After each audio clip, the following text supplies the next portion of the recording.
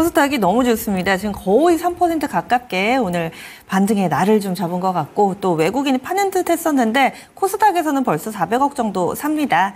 이런 상황 과연 어떤 종목을 봐야 될까요? 오늘 점성시크릿 미리 보기 글로벌 파트너스 이성웅 기자 만나보겠습니다. 지금 시장 안에서 우리가 종목들의 흐름을 보면 개별주가 짚어주신 것처럼 확실히 강함을 알 수가 있습니다. 코스닥 시장이 조금 더 상대적으로 강한 상황이고요. 첫 번째로는 지누스를 보겠습니다. 지누스 같은 경우는 주가가 73,000원대에서 11,850원 정도까지 빠졌었어요. 그러면서 한 4거래일 정도 지금 반등이 나타나고 있고 오늘은 6.47% 상승한 15,140원에 거래가 되고 있습니다. 매트리스를 생산해서 판매하는 기업이고요. 글로벌 매트리스 시장 안에서 5위권 안에 드는 기업입니다. 근데 우리가 주택이 새로 짓고 여기에서 리모델링이 이루어지고 그와 함께 가구의 교체 수요가 있을 때는 지누스 같은 경우도 주가가 좀 좋은데 최근에는 뭐 물류비 같은 경우도 많이 오른 상황이고 매트리스도 좀 경쟁 상황에 있다 보니까 주가는 부진했었어요. 그런데 2분기 실적 기점으로 이제 턴어라운드 나타날 수 있는 부분이고 현대 백화점 그룹 계열사로 포함이 되다 보니까 현금 흐름 같은 경우도 좀 양호하다라는 말씀을 드릴 수가 있겠습니다. 관심을 가지고 한번 볼 필요가 있겠고요. 다음으로는 금호석유입니다.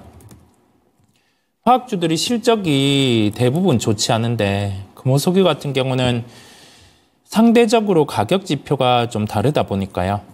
천연고무, 그다음에 인조고무와 관련돼서 고무 관련 가격 지표는 양호합니다. 그래서 오늘은 일부 반등이 나타나고요. 이 종목 같은 경우는 10만 원대 초반 이 정도에서는 충분히 매수가 가능해요. 다만 화학업종 같은 경우는 공격적으로 매수를 할 건 아니고 만약에 화학업종 중에서 택한다라고 하면은 금호석유나 아니면 효성첨단소재 이런 쪽을 관심을 가지고 보시면 되겠습니다. 다음으로는 에코프로 BM입니다. 오늘 주가가 한 7% 정도, 그런데 추가로 상승을 하고 있어요. 9% 정도 상승하는 흐름이 나타나고 있고요. 여기에서는 매도 실익은 없는 상황임을 말씀을 드립니다. 실적이 하이라이트 되는 부분이 아니라 우선은 8.15 광복 사면 명단에 이동치 회장이 올라왔다라는 소식이 있고요. 거기 더해져서 시장이 저점에서 이런 식으로 반등이 나올 때는 시가총액 상위주들로 수급이 들어올 수 있습니다. 이 구조는 우리가 ETF란 게 있죠. 코스닥 ETF 지수, 레버리지 ETF 같은 경우로 매수하게 되면 그 안에 종목을 넣어야 되잖아요. ETF를 매수하면 금융투자 주체는 종목을 ETF에 넣어야 되니까 시가총액 상위주를 기계적으로 삽니다. 지수가 올라갈 때는 그 볼륨도 늘어나겠죠. 그래서 오늘은 수급까지 같이 보태진다라고 보시면 되겠습니다. 다음으로는 VT입니다. VT 같은 경우는 오늘 3.75% 상승한 35,950원에 거래가 되고 있습니다. 2분기 실적에 대한 기대감이 존재를 합니다. 실적 발표 일정 같은 경우는 다음 주 실적 발표 예정에 있고요. 그렇다 보니까 보유하고 계신 분들은 한국콜마 실적도 해외 법인이 우려가 됐는데 긍정적인 실적을 발표를 했어요. VT는 해외 법인 우려 자체도 없어요. 어느 정도 실적이 잘 나오냐 다 보니까 250억 기준으로 보시면 될 것 같습니다. 영업이익 250억 이상으로 300억 이상이라고 하면 정고점이 가는 형태가 나타날 거고요. 250억 정도라고 하면은 그 이상이면 주가는 안 빠지고 그 이하면 주가는 조정 나옵니다. 그 기준으로 보시면 된다라는 말씀을 드리고 클래시스를 다음으로 말씀드리겠습니다. 5.48% 정도 상승한 흐름이에요.